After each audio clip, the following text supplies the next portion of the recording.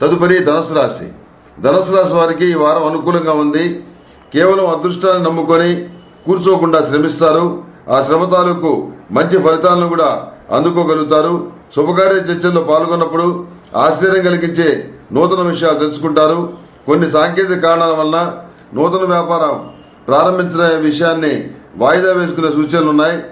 కార్యాలయంలో మీ స్థానం సుస్థిరంగా ఉంటుంది. విదేశీ యత్నాలు కలిసి వస్తాయి. అదనపు ఆదాయ మార్గాలను సమకూర్చుకునే యత్నాలు ఫలవంతంగా ఉంటాయి. ఏమాత్రం పరిచయం లేని వారి వలన లాభపడటం మీకు ఆశ్చర్యాన్ని కలిగిస్తుంది. క్రమశిక్షణాయుతంగా వ్యవహరిస్తారు. కుటుంబ బాధ్యతలను సక్రమంగా నిర్వహించగలుగుతారు. వివాదాస్పదమైన అంశాల పట్ల సంయమనంతో వ్యవహరిస్తారు. కీలకమైన విషయాల్లో సొంత నిర్ణయాలకే ప్రాధాన్యతనిస్తారు.